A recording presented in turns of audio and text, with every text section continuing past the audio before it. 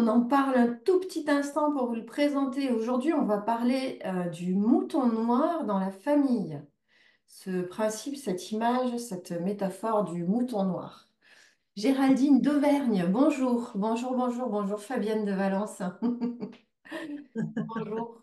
Donc ça, c'est la Bonjour. thématique du jour. Est-ce que tu veux bien, Hélène, déjà nous partager un petit peu aujourd'hui, on parle du mouton noir, mais notre sujet, c'est le dialogue avec le clan. Pour les personnes qui viennent pour la première fois, qu'est-ce qu'on peut dire de ces rendez-vous qu'on partage, Hélène? Alors, c'est un mélange de nos deux pratiques pour vous montrer combien on peut, dans ces pratiques-là, être très complémentaires et du coup aidantes. Parce qu'il va y avoir dans le travail transgénérationnel, pour ceux qui ont vécu avec moi des séances ou des stages, des remontées d'informations, de souvenirs, mais aussi du coup d'émotions. Et ces émotions, elles peuvent nous déborder facilement, beaucoup, sur plusieurs jours après les stages et séances. Et le travail psychocorporel va nous permettre de mettre le doigt sur où ça se niche dans le corps déjà, qu'est-ce qui peut se bloquer dans le corps, et faciliter aussi l'émergence de ces émotions, et puis pour pouvoir les vivre, les accueillir, puis les laisser partir, parce qu'une émotion, ça ne reste pas normalement. Sinon, quand ça s'installe, eh bien, ça devient un petit peu plus euh, perturbant dans l'énergie du corps au quotidien. Voilà, ça fait des gros nœuds. Donc, voilà, le psychocorporel, il vient dénouer les nœuds émotionnels de l'arbre. Voilà, en synthétisant. Mhm. J'en profite, je fais un tout petit point de logistique. Vous voyez que le moment est enregistré. C'est normal, on offrira un replay aux personnes qui ne peuvent pas être là. En revanche, soyez tranquilles, vos visages n'apparaissent pas. Là, c'est pour nous, on vit ce moment ensemble, mais sur l'enregistrement, il y aura seulement Hélène et moi. La première demi-heure, on va discuter avec Hélène de ce sujet, du mouton noir, comment ça s'exprime, quelles sont les conséquences, les origines, etc. Et au bout d'une demi-heure, vous allez pouvoir complètement témoigner, poser des questions. Ça devient un peu plus interactif et c'est un moment qu'on co-crée ensemble. Donc vraiment, n'hésitez pas à prendre la parole juste si vous parlez. Il y a deux solutions. Soit vous parlez, nous on préfère, on est en relation directe, mais on peut tout à fait comprendre que vous préfériez écrire. Quoi qu'il en soit, on vous demande de rester discret sur votre identité. Bien sûr, le prénom, il n'y a aucun souci, mais pas de nom de famille, pas de données comme ça, parce que nous, après, on passe le replay. Et donc, on a un principe de précaution, évidemment, par rapport à ça. Donc, on aura tout à l'heure une demi-heure. N'hésitez pas à échanger, poser des questions. Les témoignages aussi ont du sens, parce que si vous saviez comme ça peut résonner pour la personne qui est juste à côté de vous, ça a du sens aussi, c'est très important. Mm. Il n'y a pas de hasard si vous êtes voilà, tous ensemble aujourd'hui. Mm. On est tous des moutons noirs hein, si on est là. Voilà, c'est les personnes qui vont se questionner. C'est des personnes curieuses, courageuses aussi. Et voilà, tous les clans en ont bien besoin hein, de ces moutons noirs. On est indispensables. Moi, je pense que toutes les personnes qui se questionnent sur leur vie, qu'elles soient accompagnées de thérapeutes ou pas, mais qui vont oser faire des petits pas de côté, sont des moutons noirs qui vont justement alimenter le clan, l'arbre, pour le nourrir, pour le faire se diversifier. On a besoin de sang nouveau, mais aussi d'idées nouvelles. Hein, donc les conjoints sont là pour apporter le sang nouveau, sinon le clan il se sclérose. Et les moutons noirs sont là sur le plan peut-être autre, d'énergie, d'idées, de hobbies, de nouveaux métiers. Voilà, ils vont arriver à ouvrir sur d'autres possibles.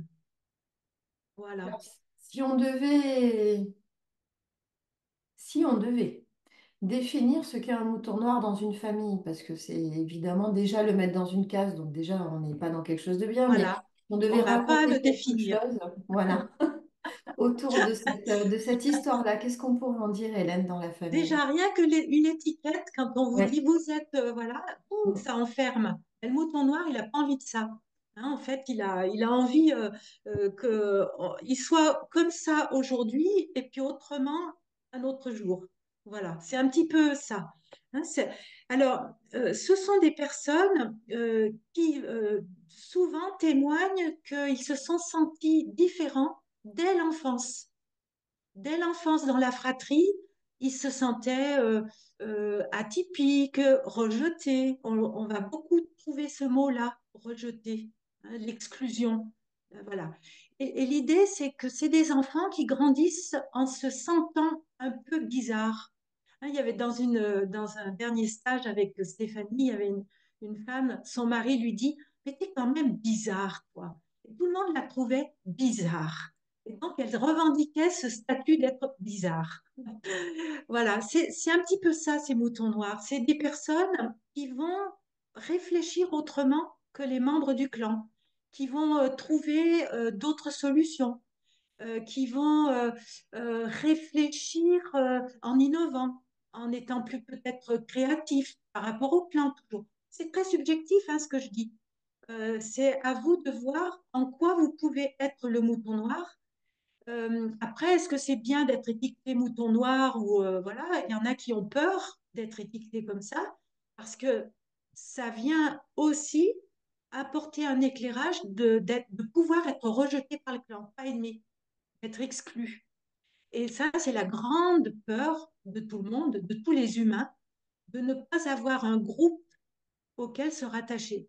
On est très meute. Hein, nous, voilà, les personnes qui vivent seules, vraiment seules, c'est très rare. Hein.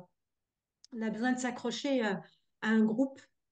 Alors, Bert Hellinger, hein, le créateur des constellations familiales, il dit que les moutons noirs dans une famille sont en fait des libérateurs de leur arbre.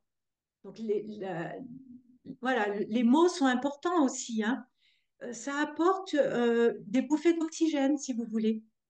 Une femme, par exemple, qui ose divorcer, alors que toutes les femmes des générations avant rêvaient mais ne pouvaient pas, parce que voilà, la religion, le contexte, etc. Eh bien, voilà, ça peut être un mouton noir, voilà, qui va oser braver des interdits du code familial. Voilà. Alors, il n'y a rien d'écrit, hein, mais on tâtonne et on sent quand on est un petit peu pas sur dans les ornières familiales. On le sent un petit peu. Alors, je crois que Stéphanie, tu avais une très belle symbolique du mouton noir. J'aimerais Oui, il y a qu'on en dise. une Euh, synchronicité merveilleuse, comme ça peut arriver parfois dans la vie. Juste pour la petite histoire, parce que c'est joli, il y a quelques jours, je regardais un documentaire sur le minimalisme, ce qui n'a rien à voir avec notre sujet. C'est des gens qui décident de vivre avec moins et de faire moins. Et il y avait le témoignage d'un journaliste espagnol qui décide de partir 2 mois dans la montagne, vivre la vie d'un berger qui avait laissé ses moutons le temps d'une saison. Ça a duré 2 mois en haut de la montagne.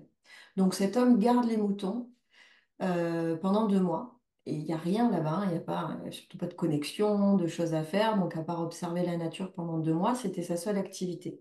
Et donc il remarque effectivement dans le troupeau des moutons noirs. Et quand le berger revient au bout des 2 mois, il lui dit, mais comment ça se fait que tu as des moutons noirs dans ton troupeau? Enfin, qu'est-ce qui s'est passé? D'où vient cette différence de moutons? Et il lui dit, mais attends, mais moi je les ai achetés, ces moutons noirs, j'en ai besoin. Et donc, le mouton noir dans un troupeau, la signification pastorale originelle, c'est que euh, lorsque le berger part en transhumance, il a, mettons, je veux dire, 400 moutons. Vous vous doutez bien qu'il ne va pas s'amuser à compter ces 400 moutons au quotidien. Un, 2, 3, 4, 5. C'est évidemment trop de travail. Donc, ce qu'il fait, c'est qu'il achète un mouton noir qu'il va mettre dans un sous-groupe de moutons. On pourrait presque appeler ça un clan, je réalise là d'un coup. Un système, quelques moutons, il les laisse ensemble pour que ces moutons aient l'habitude d'évoluer les uns avec les autres. Et ensuite, lorsqu'il part en transhumance, eh bien, quand il regarde la montagne, il n'a pas besoin de compter ses 400 moutons pour savoir s'ils le suivent.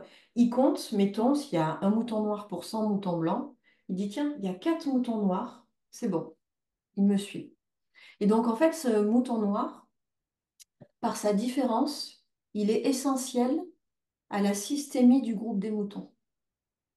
On a besoin de lui. Une espèce de phare comme ça qu'on peut suivre. Et j'ai trouvé l'origine de cette expression magnifique parce qu'elle prend complètement le contre-pied du mouton noir qui serait en dehors du groupe. Alors effectivement, il y a cette sensation, mais ça a du sens aussi. On va y revenir avec Hélène dans la famille. Le mouton noir, il est là pour envoyer aussi un message au clan. Probablement qu'il y a quelque chose qui se raconte, peut-être en contre, mais ça se raconte aussi dans le clan. Bon, voilà, pour Oui. la petite origine de l'histoire, on avait trouvé ça très joli avec Hélène. Oui, oui, oui, oui. Et Mm. c'est voilà une belle signification aussi hein, du mouton noir. Ouais. Georges Bernanos, il a une phrase qui dit, il faut beaucoup d'indisciplinés pour faire un peuple libre. Et ça peut se rattacher à la période que l'on traverse depuis quelques années, mais aussi aux moutons noirs qui quelquefois sont difficiles à cadrer selon les éducateurs du clan qui sont, c'est des, les moutons noirs, ça peut être quelqu'un où on ne sait pas trop ce qu'il va décider de sa vie, comment il va s'orienter dans ses études, qu'est-ce qu'il va en faire de ses études. Il y en a qui sont ingénieurs, bac plus je sais pas quoi, et puis qui se retrouvent dans des métiers manuels parce qu'ils décident de tout larguer. Voilà. Et voilà. C'est un peu ça le mouton noir, insaisissable mais aussi fier de sa liberté d'opinion, de comment je réfléchis. Il rentre pas trop dans les codes. Alors, ça peut être en lien avec des frustrations vécues par les ancêtres. On a accumulé au fur et à mesure des générations des frustrations des hommes et des femmes de notre clan qui n'ont pas pu en leur temps parce que la société ne le souhaitait pas, la religion était trop présente peut-être ou autre, hein, la dictature, voilà, il va y avoir plein de conditionnements et toutes ces frustrations vont générer des colères, des envies de tout envoyer balader, des rancœurs, etc. Et nous, en tant que moutons noirs, on peut peut-être mettre en scène ce qu'ils auraient souhaité, désiré. Voilà.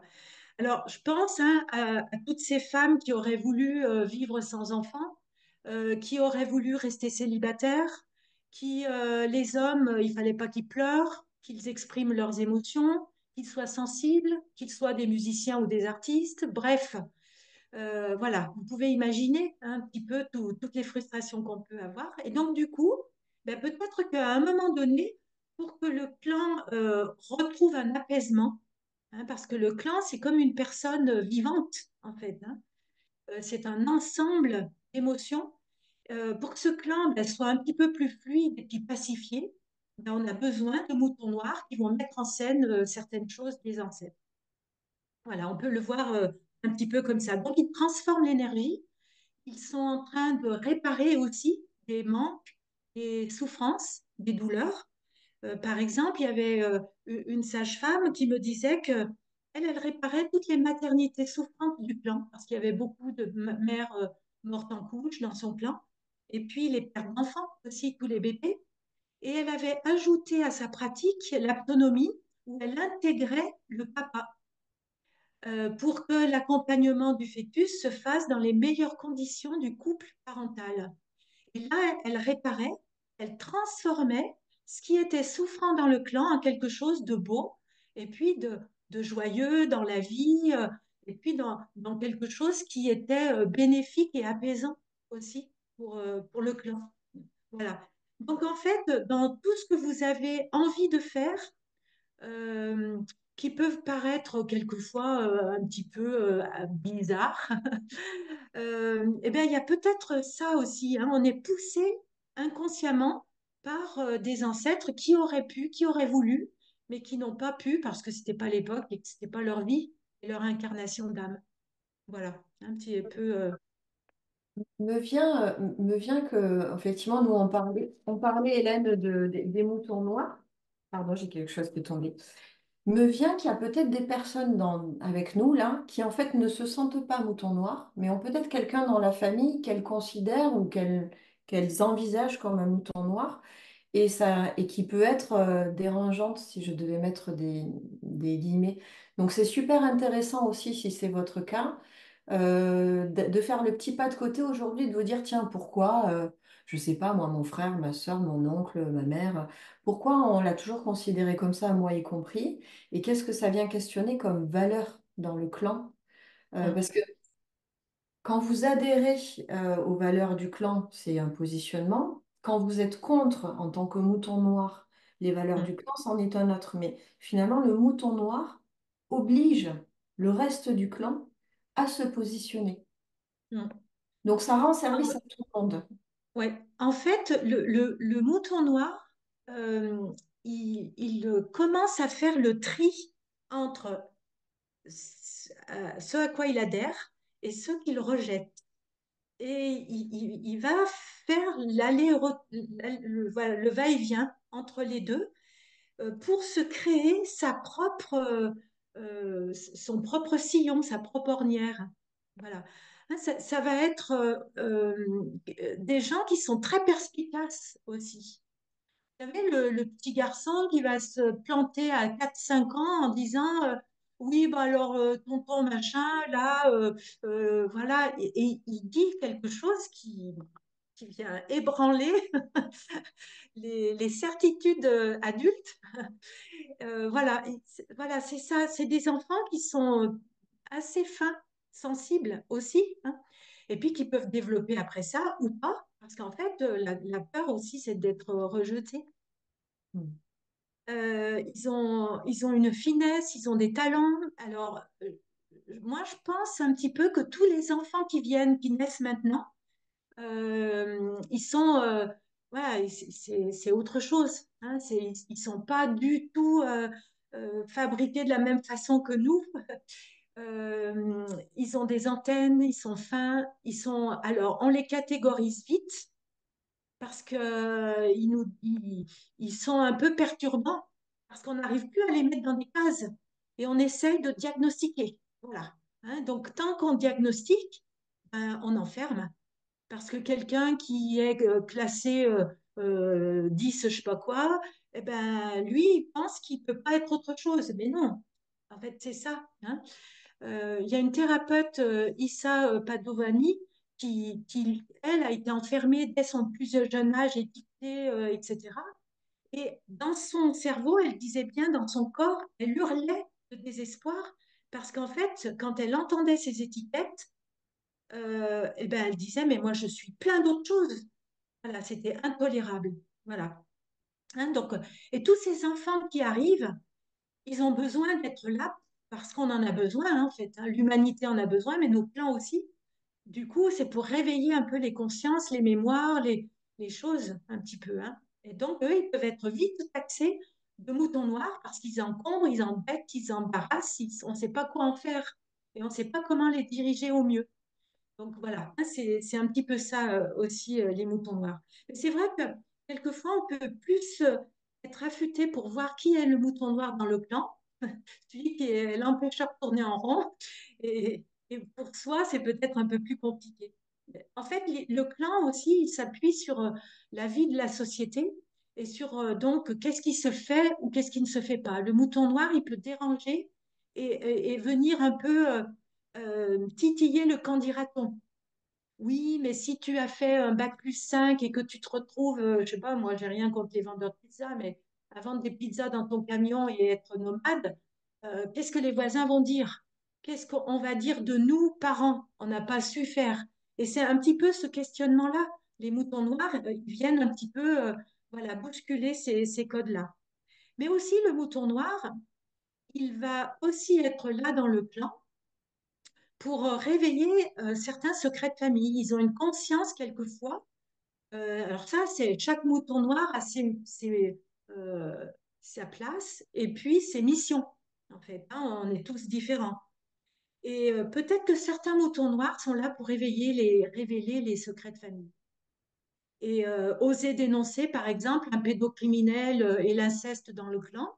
oser dire le secret qui plombe le clan depuis hyper longtemps. Peut-être que lui, il peut prendre ça en charge. Voilà. C'est lui qui va oser mettre le bazar dans le clan, alors que le secret enfermait tout le monde, mais c'était équilibré. Voilà, aux yeux de la société toujours. Voilà. Hein, c'est un petit peu dans ce schéma-là. Et vous partagez aussi, vous avez peut-être déjà entendu, parce que le mouton noir, c'est un vrai sujet, on a tous entendu parler, ou on en a souffert même, ou en tout cas, Hum, pourquoi c'est si important, cette histoire-là? Je ne sais pas si vous connaissez la pyramide de Maslow. Maslow, c'est un psychologue, je crois, américain de mémoire, qui a hiérarchisé les besoins fondamentaux de l'être humain, mais vraiment comme un animal, hein. Le premier étant la sécurité. La sécurité, bah, il faut que je me maintienne en vie, que je respire, que je me nourrisse, que je boive pour pouvoir continuer à vivre. Le deuxième, juste après la sécurité, c'est le sentiment d'appartenance à un clan. hum, Ça fait partie du socle de la pyramide. Viendra ensuite l'estime de soi, etc., etc. C'est-à-dire que c'est vraiment un besoin fondamental avec un F majuscule d'avoir l'impression d'appartenir à un clan. Et c'est pour ça que la personne qui se vit comme le mouton noir de la famille va dans un premier temps complètement refouler ses émotions. Parce que l'enfant, tu le disais tout à l'heure avec Issa Padovani, l'enfant a besoin, pour survivre, de sentir qu'il appartient au clan. C'est une question de survie. À partir de là, il pourra se différencier quand il se sentira assez en sécurité intérieure pour voir ce qu'il fait de ça. Et pour ça, eh ben, il faut de la maturité, il faut être adulte, il faut avoir peut-être réglé quelques sujets. Et c'est pour ça que c'est source de souffrance pour certaines personnes pendant de nombreuses années. Parce que ça vient hum. vraiment questionner, on n'est pas loin du reptilien. Donc c'est un vrai sujet. Oui, oui, oui, oui. Mm. Le mouton noir, il va oser s'affranchir un petit peu du clan et il va vivre peut-être dès l'enfance avec des différences. C'est un enfant qui peut être atypique dans son physique, dans sa façon de voir les choses, de penser, de réagir, les hobbies, ses centres d'intérêt. Ça peut être des personnes, par exemple, qui ont une passion pour un animal et qui vont en faire après un métier peut-être. C'est des enfants qui peuvent se passionner pour des sujets particuliers, très spécifiques. Le passionné d'archéologie, mais ça peut être aussi une période d'histoire de France ou d'ailleurs. Ça peut être une passion pour une plante. Voilà. Et donc, en fait, ça peut être euh, dérangeant pour certains clans ou, par exemple, si c'est un artiste musicien, sensible, dans son féminin, etc., dans un clan où c'est des banquiers, des financiers, où le mot réussite ou le mot carrière, voilà, ça résonne autrement, ben, ces enfants-là peuvent être des moutons noirs, se sentir étranges, bizarres, hein. Voilà. Donc, la singularité, elle fait toujours peur. Euh, on rentre tous dans un moule. Regardez un peu les enfants à l'école, s'ils ne rentrent pas dans le moule de l'éducation, ben, ils sont plus ou moins sur les bords, hein, sur les quais de la gare, à attendre qu'on veuille bien s'occuper d'eux. Donc là aussi, hein, c'est ça aussi, hein. Le clan, il fonctionne un petit peu comme ça.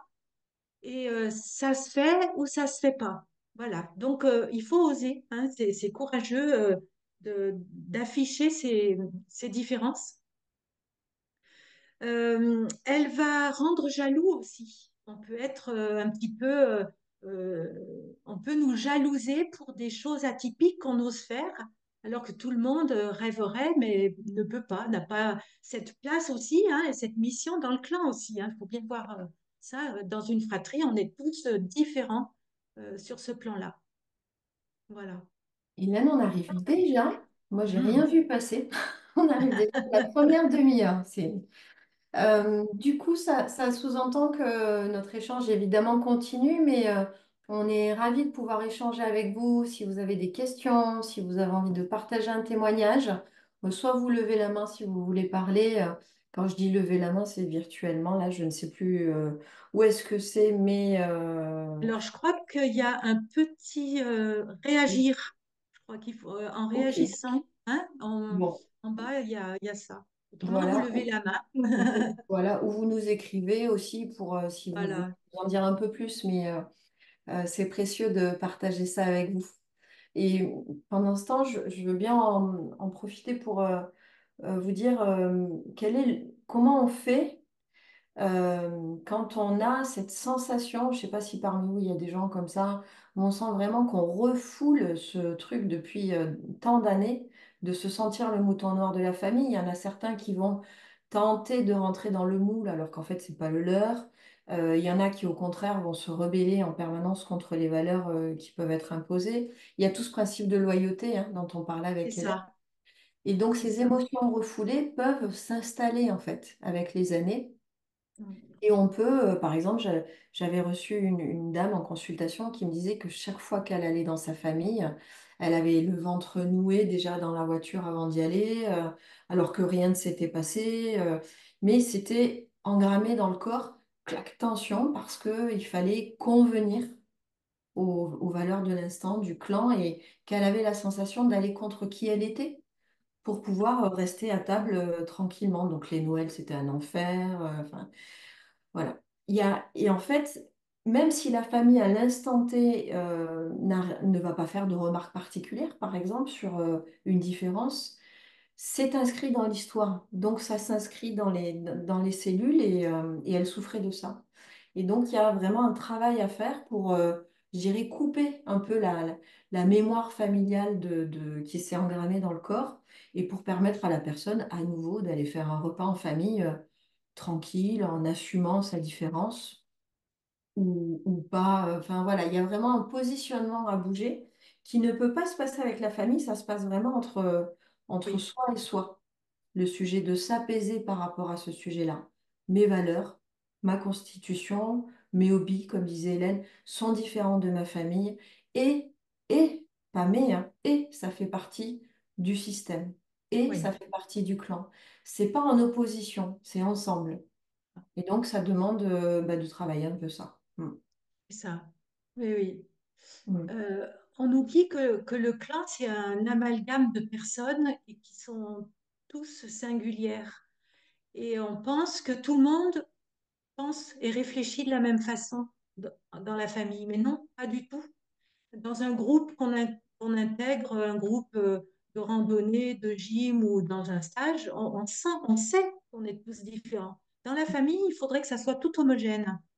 Or, c'est pas possible.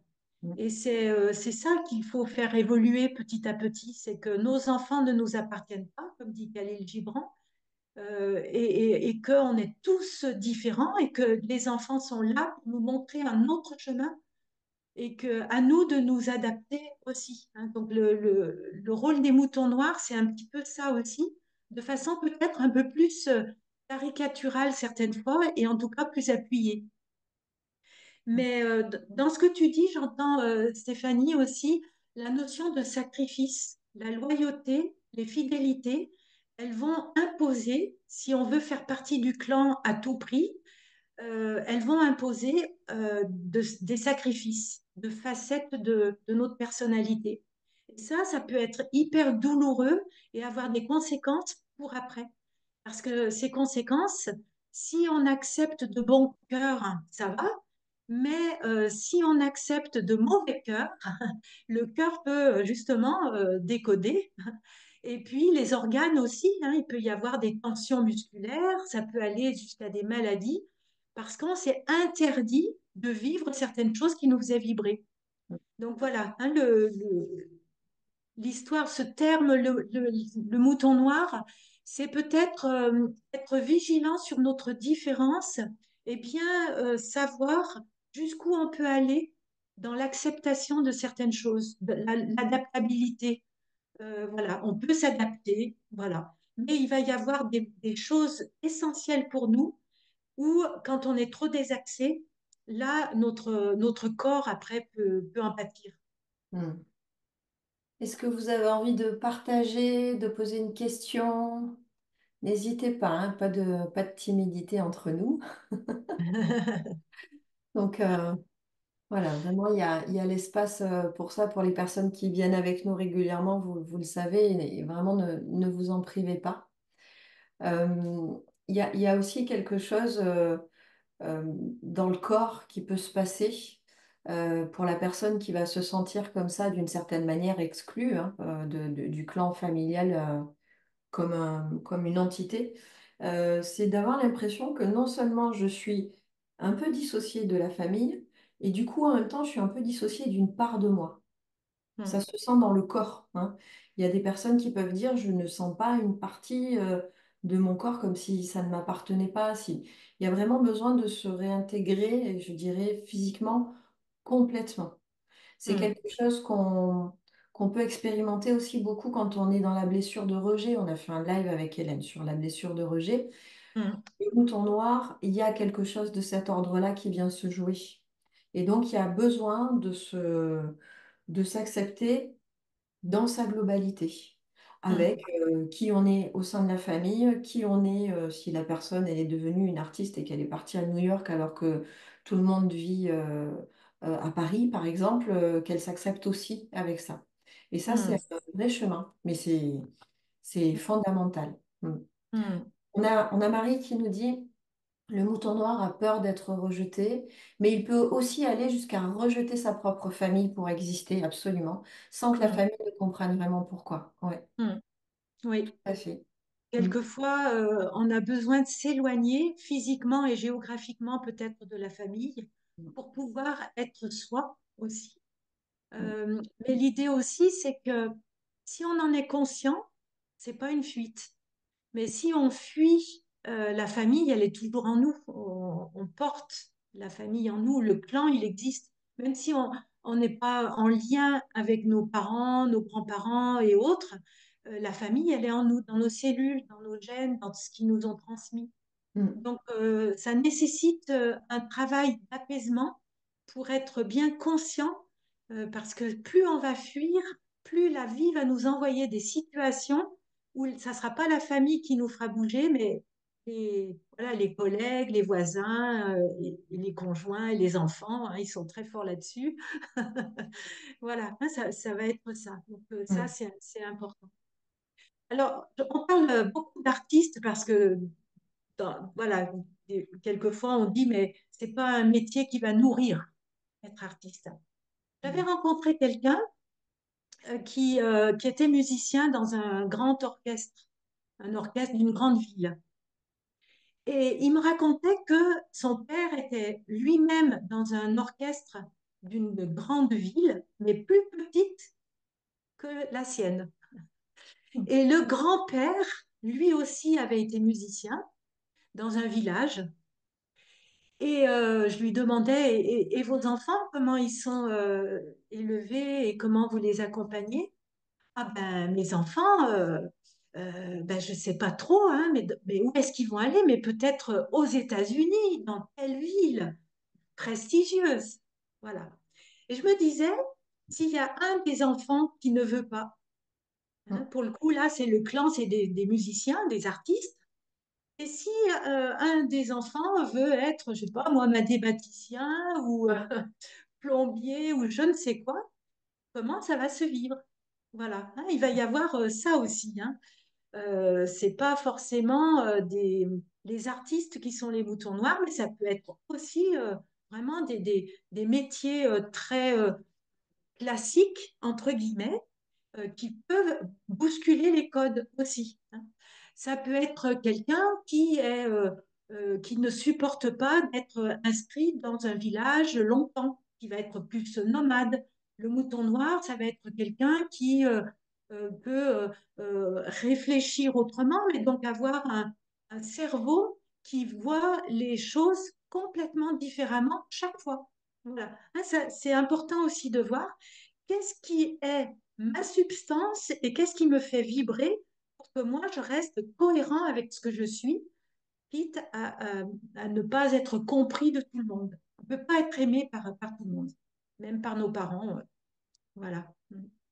Me vient aussi par rapport à ce que tu disais, Hélène, et ce que disait Marie, c'est que le fait d'avoir peur d'être rejetée fait que je rejette ma propre famille. Donc Mm, tu disais, il y a deux scénarios. Le premier, c'est de le faire avec, sans conscience, je dirais, et de s'en éloigner pour se protéger. Et l'autre, c'est de le faire consciemment. C'est en fait une stratégie des personnes qui souffrent de la blessure de rejet. C'est-à-dire, j'ai tellement peur d'être rejetée que je vous rejette avant. mm, Comme ça, vous ne pourrez pas aller au bout de cette démarche qui est trop souffrante pour moi. Donc, je m'en vais. Parce qu'à ce moment-là, vraiment, ça me sauve la peau. Parce que je ne pourrais pas émotionnellement supporter un rejet franc et direct. Ça peut être une première intention, effectivement, de, mm, de stratégie dans le clan. Et donc, je deviens le mouton noir si je ne l'ai pas. mm, J'appuie cette histoire de mouton noir parce que c'est le seul moyen que j'ai pour l'instant de me protéger de cette blessure de rejet, en fait. mm. Alors, Géraldine, elle dit qu'elle a été dissociée de ses émotions pendant 50 ans et aujourd'hui, je remets tout ça en ordre et ça chamboule le clan. C'est Mm, vrai que le clan, il s'habitue à ce que certaines personnes, telles personnes réagissent comme ça, vivent comme ça, etc. On a tous une étiquette dans le clan. mm, Hein, la gentille, la typique, la colérique, etc. hein, et j'en passe. Et le jour où on se retrouve réellement soi, ben en fait, les gens, ils ne comprennent pas. Mais qu'est-ce que tu nous fais là comment tu es, comment tu deviens. Et en fait, on devient soi. C'est ça qui mm. dérange.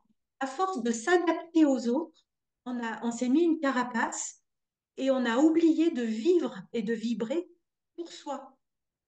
Et donc, les personnes, elles s'y retrouvent plus. L'entourage, il ne sait plus nous étiqueter. Voilà. Et il va y avoir une période peut-être d'adaptation, peut-être de retrait de la famille, peut-être une incompréhension pour qu'après ça se calme et que ça s'apaise. C'est vrai que à force de trop nous oublier, nous sacrifier, les gens peuvent nous découvrir un jour autrement. Mais parce qu'en fait, on l'a jamais dévoilé, ça, on n'a pas osé. Mm. On a Nadine qui nous partage J'ai fini par m'éloigner en conscience avant le décès de ma mère. Je suis celle qui dit, qui ose et qui ne veut pas qu'on me fasse taire. Dans mon monde, on peut tout dire sans se fâcher. Mm. Ouais. Et Mm, sauf que, en fait, prendre la parole dans le clan, ça peut être mal perçu parce que, oh, ben, elle sait tout, oh, ben, voilà, elle a réponse à tout, elle ose dire, etc. Elle est trop franche. Et ça peut déranger, en fait. Hein. Alors, quand on dit qu'on n'arrive pas à se taire, ben, peut-être que c'est des clans où il y a beaucoup de secrets. L'habitude de se taire fait que voilà, le clan il supporte pas les gens qui parlent parce que quand on parle à bon escient, c'est pour dire des choses pertinentes. Je parle pas des personnes qui sans arrêt. Ça, c'est autre chose. C'est du verbiage qui noie le poisson et les secrets aussi. Hein. Mais quand c'est des personnes sensées qui disent les choses calmement, voilà, tranquillement, le clan peut les craindre, surtout s'il y a des secrets renforcés de génération en génération. Naïma, avez-vous certains exemples d'outils psychocorporels qui permettraient de tenter de réintégrer ces parties dissociées du corps et de l'histoire de vie, même si chacun doit trouver sa propre solution? Alors oui, des exemples, il y en a, mais vous venez de dire quelque chose de très important, c'est qu'il n'y a pas une recette parce que ça dépend vraiment de chaque personne. Euh, où se situe l'émotion refoulée ou la souffrance dans le corps. Ce que je peux vous dire en généralité, par exemple, c'est qu'il y a un protocole qui s'appelle la réconciliation des parties, qui est utilisé quelquefois en hypnose, qui peut être complètement adapté sur des propositions psychocorporelles. Mais l'idée, c'est d'elle, en fait, le sujet est vraiment de voir comment ça se raconte physiquement. Est-ce que j'ai une boule dans le ventre? Est-ce que j'ai toujours la gorge qui se serre quand je suis en présence de ma famille? Est-ce que je perds toute mon énergie dès que je leur parle de qui je suis? Je deviens apathique de fatigue, voilà. Et on part de ça pour comprendre à la fois l'origine, mais c'est pas toujours le sujet. On n'est pas obligé de passer par ça. Mais en fait, on plonge dans la sensation. Pour plonger dans la sensation, il faut quelque chose d'essentiel et de vital. C'est pour ça que, en général, on se fait accompagner. Il faut être dans un espace de grande sécurité. C'est tout le travail qu'on peut faire en psychocorporel. À partir du moment où je me sens en grande sécurité, je peux y aller. Et des fois, eh ben, il me faut un peu de temps pour y aller parce que à ce moment-là de ma vie, ben, c'est un peu compliqué. Et puis, dans 6 mois, ça ira mieux. Puis, quelquefois, une personne me dit, oh, ça fait 10 ans que j'attendais de faire ce travail-là. C'est vraiment tellement propre à chacun. Donc, oui, il y a des outils. Mm, Mais en tout cas, ce que je peux vous dire, c'est vraiment de se poser en sécurité et d'aller interroger ce qui se passe pour vous le mm, dire d'une manière un peu générale. Et je ne mm, donnerai pas tout à fait des exemples parce que, voilà, par rapport aux personnes qui ont traversé les protocoles, c'est pas l'endroit, mais il y a évidemment de très beaux outils. C'est, c'est simple, mais malheureusement, on n'a pas l'espace dans un quotidien pour s'occuper de ça. Alors déjà, il faut l'identifier. Une personne qui a une boule au ventre depuis 15 ans, parfois, elle ne s'en rend même plus compte. Elle vit avec. Donc, il s'agit déjà d'identifier ces choses-là. Et après, de dire, bon, est-ce que j'ai envie que ça s'en aille? Qu'est-ce que j'ai envie d'y mettre à la place, etc., etc. mm. Voilà, j'espère que ça répond à la question. Mhm. Mais on le voit, la transformation quand on anime les stages dialogue avec le clan euh, et avec le corps. Je faisais un lapsus. Euh, Parce qu'en fait, quand on explore l'arbre d'abord, et puis Stéphanie propose des moments justement de psychocorporel, et on voit très très bien l'évolution des personnes au bout de 2 jours, où il y a un lâcher-prise des tensions dans le corps, des tissus voilà, ça se pacifie à l'intérieur du corps petit à petit. Voilà. Et tu as raison d'insister sur le cadre sécurisant. Mhm. Et voilà. Euh, je disais juste avant le live à Stéphanie, quand les personnes dansent les yeux ouverts ou bougent leur corps les yeux ouverts, elles sont euh, sensibles à ce qu'on pourrait dire d'elles si elles bougeaient de trop.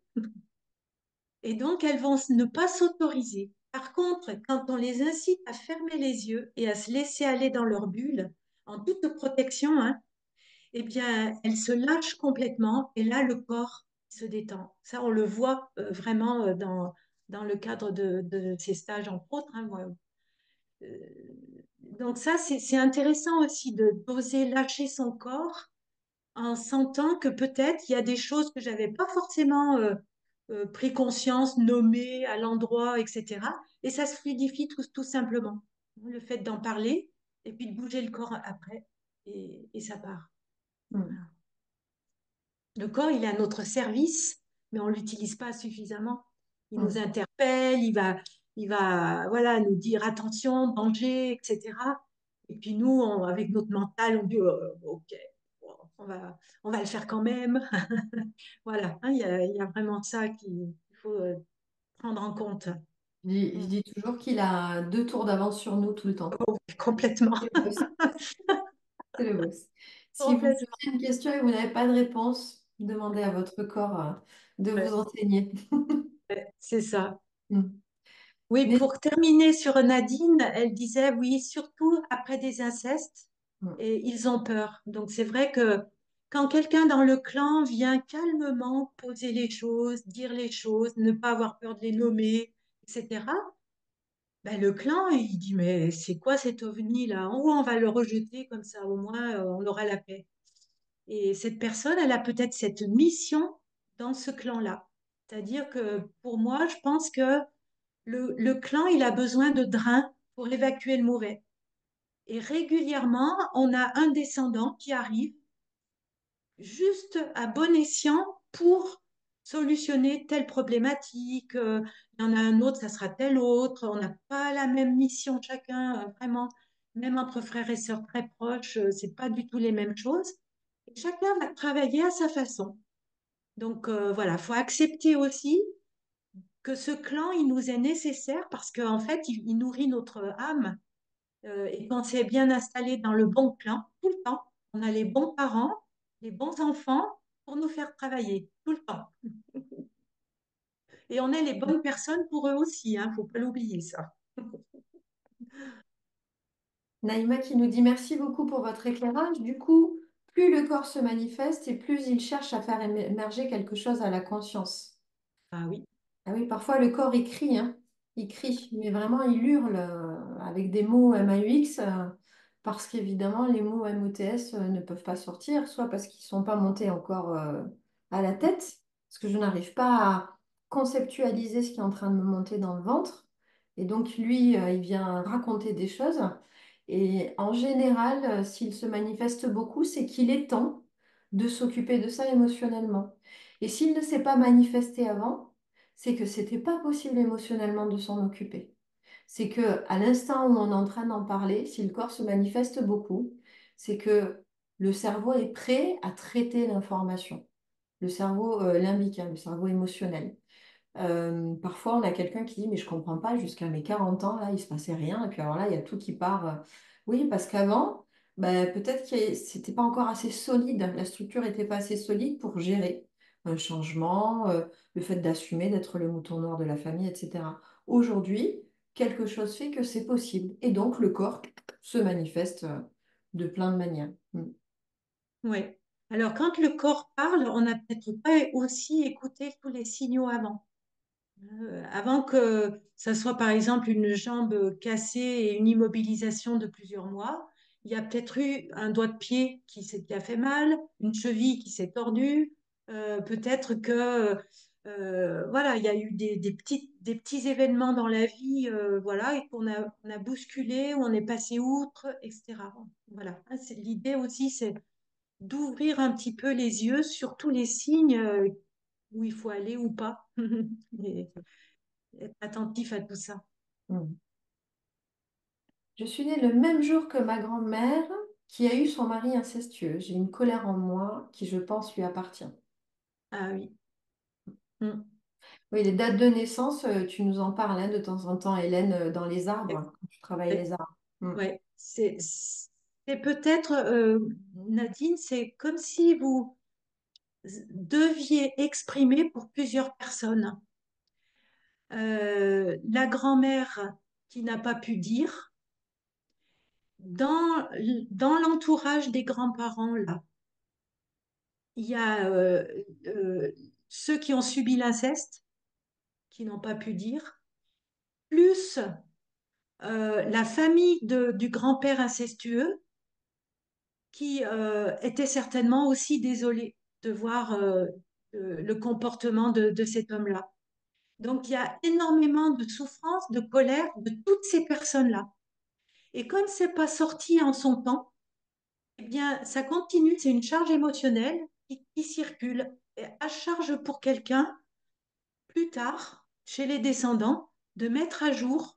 Quelquefois, ça peut être par les mêmes symptômes ou événements dramatiques pour enfin réveiller le clan. Voilà, mais c'est sûr qu'on peut porter des tristesses, qu'on peut porter des colères, qu'on peut euh, avoir un corps qui va euh, avoir la force suffisante pour pouvoir mettre à jour ça. C'est une grosse mission. Ouais. Mm. Et oui. Mm. Mm. Oui, Et le surpoids peut être une protection, cacher les formes pour pas attirer le séducteur et le prédateur. Mais ça peut être aussi, je suis costaud pour pouvoir supporter tout ça. Et donc, si vous faites un travail sur cette grand-mère, sur ce grand-père, etc., eh bien, il peut y avoir déjà une libération déjà, il vous restera ce qui reste pour vous à travailler. Voilà. Mais il y a déjà ce nettoyage-là des mémoires ancestrales à faire, peut-être. Mm. Mm. Voilà, on voit là le corps qui s'exprime aussi. Voilà, complètement. Ouais. Mm. On est bientôt, on est à la fin de notre rendez-vous. Donc, si vraiment il y a un questionnement, un témoignage, ça s'appelle une dernière ligne droite. Donc, quel devenir pour le mouton noir, bien sûr. Ah ben, que des belles choses, hein. Alors, Bert Hellinger, il dit, arrêtez de douter et prenez soin de votre rareté comme Mm. étant la fleur la plus précieuse de votre arbre. Vous êtes le rêve de tous vos ancêtres. Waouh, c'est beau, c'est bien dit, hein? En fait, il exprime le mouton noir, ce que beaucoup taisent et n'ont pas pu dire. Voilà. L'idée aussi, c'est je suis bizarre, mais j'accepte cette bizarrerie. Et presque j'en suis fière. C'est ma personnalité. Et tant qu'on n'accepte pas ce que l'on est, ah oui, mais alors par contre, là, ma mère, elle aime pas quand je fais ça, ou mon père, ou etc. Tant qu'on est là-dedans, on n'est pas en soi. Donc voilà, hein, c'est ainsi. Alors ça peut être souffrant, hein, d'être atypique, mais il y a certainement des groupes autres que le clan qui vous accueillent tel que vous êtes. Et peut-être que la reconnaissance qu'on cherche de papa et maman, eh ben, en fait, on l'aura peut-être pas, ou plus tard, ou voilà. Et on l'aura ailleurs, d'un patron, d'un conjoint, de collègues, etc. Voilà, c'est peut-être à ça aussi, pas s'accrocher à tout prix à être apprécié dans le clan. Non, on ne peut pas plaire. Et c'est Albert Camus qui disait, être différent n'est ni une bonne ni une mauvaise chose. Cela signifie simplement que vous êtes suffisamment courageux pour être vous-même. Et c'est ça, il faut tenir son cap. Ben, c'est pas évident non plus. Voilà, hein, c'est un travail de tous les jours presque. On espère que ce moment aura été bénéfique, vous aurez passé un bon moment de votre compagnie. En tout cas, c'est notre cas. Enfin, je parle pour toi aussi, Hélène, mais je sais Mm. qu'on est bien à échanger avec vous comme ça. On vous donne rendez-vous alors dans 2 mois pour un prochain live. Pour celles et ceux qui veulent nous rencontrer, on a le stage Dialogue avec le clan qui aura lieu en février au domaine du Taillé.